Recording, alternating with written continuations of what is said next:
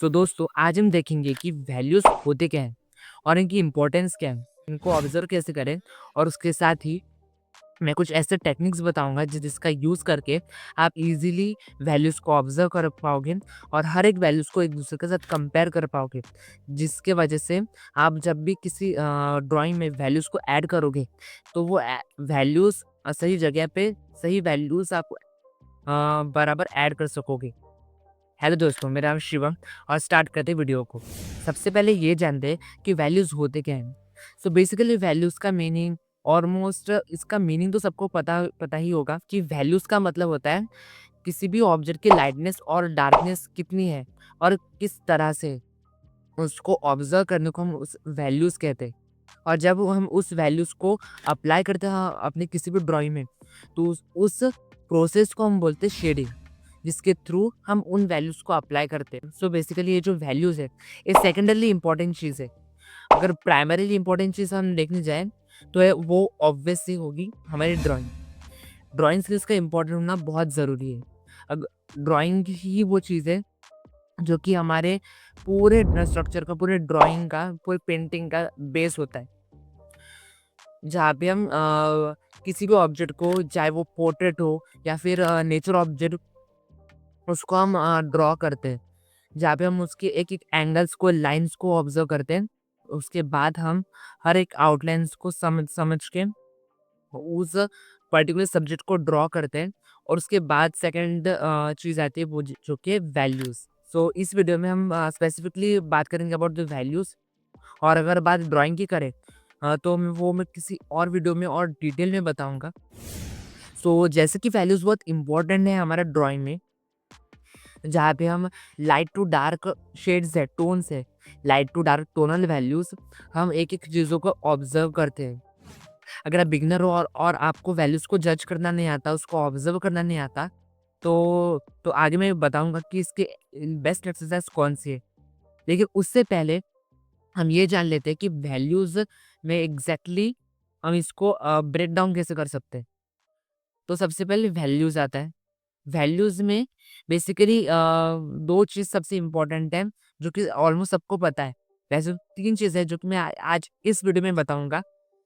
सो जो सबसे कॉमन है और जो सबको पता भी है, वो है लाइटनेस और डार्कनेस, जो कि हम किसी भी रेफरेंस में ऑब्ज़र्व करते हैं। अभी जैसे कि मैंने तीसरी चीज़ कहा था कि तीसरी चीज़ वो है जो कि वो लाइटर और डार्कर शेड्स के बीच में आता है। Yes, terminator line. Terminator line ये बहुत इंपॉर्टेंट रोल प्ले करता है। भला ही ये कभी दिखे या फिर ना दिखे, मोस्ट ऑफ द टाइम ये बहुत हमें हेल्प करते हैं टू हमारे जो भी फॉर्म्स है उसको उसके जो वॉल्यूम है उसको दिखाई पाने में। फॉर एग्ज़ाम्पल, अगर मैं नोज़ को कंसीडर कर रहा हूँ, तो किसी पोर्ट्रेट में क्या होगा, यहाँ से लाइट आएगी और यहाँ पे शैडो होगा। तो उस लाइट की इंटेंसिटी यहीं तक सीमित रहेगी और ये आपका पूरा पोर्शन पूरा डार्कर होगा। तो उस समय क्या होगा कि जो लाइटर पोर्शन है, यहाँ तक होने के वजह से जो बाउंड्री बनेंगी वो यहाँ पे बनेगी और इसी बाउंड्री को हम कहेंगे टर्मिनेटर लाइन, जिसकी इस पार लाइटर शेड है और इस पार डार्कर शेड है और यहाँ पे जो लाइन बनेगी उसको मैं कहूँगा टर्मिनेटर लाइन। अब ये टर्मिनेटर लाइन मेरे किस फॉर्म को शो करने में मदद करेगी? ऑब्वियसली मेरे लिप्स को, मेरे नोज़ को, मेरे फोरहेड को, यहाँ तक कि हो सकता है कि इसका थोड़ा पार्ट लाइट का यहाँ पे भी आ जाए। अभी मेरे रेफ़रेंस के थ्रू ये तो समझ में नहीं आएगा क्योंकि मेरे लाइट सोर्स यहाँ से है। तो अगर मैं यहाँ पे रेफ़रेंस इमेज कंसीडर कर रहा हूँ, तो आप यहाँ पे देख सकते हैं कि किस प्रकार से जो टर्मिनेटर लाइन है वो काम आ रहा है हमारे ऑब्जेक्ट के फॉर्म्स को शो करने में। सो ये 3 चीज़ें बहुत मेजरली बहुत इम्पोर्टेंट है हमारे वैल्यूज़ में, जहाँ पे इन 3 चीज़ों का बहुत बड़ा योगदान होता है। अब इस व्यू से तो हमने देख लिया कि हम वैल्यूज़ को किस प्रकार से ब्रेक डाउन कर सकते हैं। लेकिन अगर मैं सिर्फ टोनल वैल्यूज़ को कंसीडर करता करता हूँ, तो यहाँ पे भी 3 चीज़ें मेजरली आती है। That is the lighter part, darker part और एक मिडल टोन, जो कि मेजरली लोग स्किप कर लेते हैं। I mean beginners. जो कि मिडल टोन्स को या तो ऑब्जर्व नहीं कर पाते या फिर वो निग्लेक्ट कर देते हैं towards because of the attraction of the lighter part जहाँ पे बहुत सारे हाईलाइट्स है और डार्कर पार्ट्स जहाँ पे बहुत सारी आउटलाइन्स है, बहुत बारीक बारीक काम है। और जो सबसे निग्लेक्ट हो जाता है वो है मिडल टोन, जिसकी वजह से जिसके अब्सेंस की वजह से हमारे जो ड्राइंग है उसमें वो डेप्थ नहीं आ पाती। अगर मैं मेरे फेस को कंसिडर कर रहा हूँ, ओके फॉर एग्जांपल, तो यहाँ पे सबसे ज़्यादा वॉल्यूम, सबसे ज़्यादा डेप्थ मेरे नोज़ में है as compare to my eyes या फिर कोई अदर ऑर्गन कह लो, कोई अदर फीचर्स कह लो, मैं जो जो फेस में है, उसके हिसाब से। तो सबसे ज़्यादा वॉल्यूम मेरे नोज़ में है।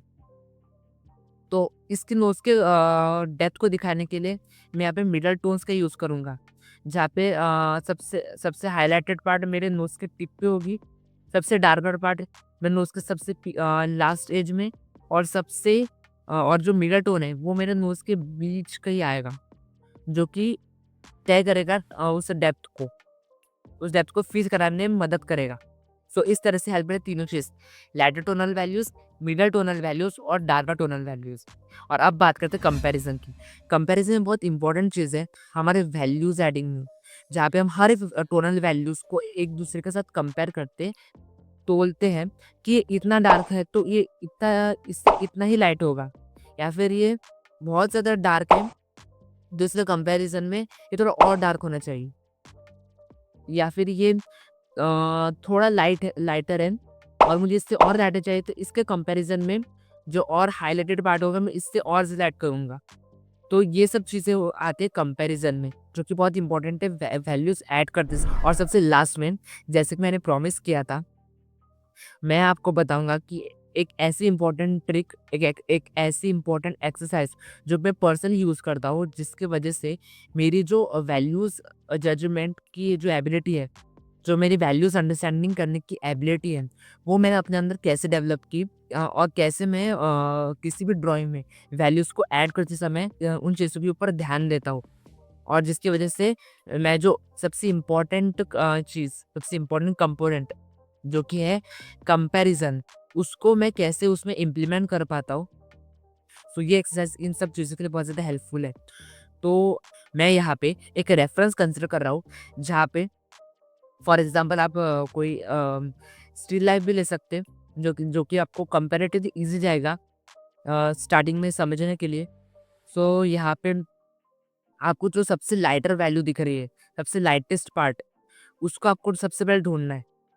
ढूँढ लिया, उसको पहले मार्क करो और सेम वैल्यू और कहीं पे है या नहीं, उसको भी देखो और उसको भी मार्क करो। जैसे आप नंबरिंग करो नंबर 1, और उसके बाद उससे थोड़ा डार्कर वैल्यूज़ को ढूँढो, उसे भी मार्क करो, और जितने भी वो वैल्यूज़ हैं, उन सबको ढूँढो, उससे भी मार्क करो, और उसको भी नेक्स्ट नंबर दो, नंबर 2, और ऐसे करते-करते आपको पहुँचना है सबसे डार्केस्ट वैल्यू तक, उसको भी मार्क करना है, जहाँ तक वो है, और उसको भी नंबरिंग करना है, जो कि सबसे मैक्सिमम नंबर होगा। अब आपने ये सब कर लिया, तो आपको अभी उस ड्राइंग को फिर से ऑब्ज़र्व करना है, वो दूर रख के थोड़ा ऑब्ज़र्व करना है ओवरऑल, और आपको देखना है कि किस प्रकार से जो वैल्यूज़ है वो एक-दूसरे से डिवाइड हो रहे हैं, किस प्रकार से वो एक-दूसरे से अलग है, हर एक वैल्यू। और इस ट्रिक को आपको कम से कम 10-15 बार आपको ट्राई करना है किसी भी रेफ़रेंस के ऊपर, चाहे वो आप कोई भी स्टिल लाइफ़ ले सकते हो या फिर कोई भी पोर्ट्रेट, जहाँ पे तो आप उसको नंबरिंग कर सकते हो। और जब आपको ये एक्सरसाइज अच्छे से आ जाए, आप अच्छे से करने लग जाओ, तो आप ये भी कोशिश करना कि आपको जो वैल्यूज़ है, उसको आप अपने माइंड में डिफरेंशिएट करो कि सबसे लाइटर पार्ट कौन-सा है, डार्कर पार्ट कौन-सा है, और जो सीरीज़ है लाइटर टू डार्कर की, वो आप डिसाइड कर पा रहे हो या नहीं, इस पे भी आप अच्छे से ध्यान दो। तो क्या होगा कि आपकी जो वैल्यूज़ ऑब्ज़र्व करने की, वैल्यूज़ जज करने की जो एबिलिटी है, वो आप देखोगे कि वो एकदम से बूस्ट हो जाएगी, और आप अच्छे से वैल्यूज़ को ऑब्ज़र्व करने लग जाओगे। और साथ ही साथ आप जब भी किसी भी ड्राइंग में वैल्यूज़ ऐड करो, चाहे वो कोई भी मीडियम हो, पेंसिल मीडियम हो, कलर्स हो, या फिर कुछ भी, आप अब आपको अगर वैल्यूज़ आएँगे, तो आप ईज़िली अपने ड्राइंग्स में डेप्थ ला सकते हो, और जो रियलिज़्म है उसको दिखा सकते हो। सो आई होप आपको ये वीडियो बहुत ज़्यादा बेनिफिशियल लगी हो। अगर पसंद आया हो वीडियो तो प्लीज़ ज़रूर लाइक कर देना, कोई भी अगर डाउट हो तो कमेंट कर सकते हो और वीडियो को शेयर करना मत भूलना। अगर चैनल पे नए हो तो सब्सक्राइब भी कर देना।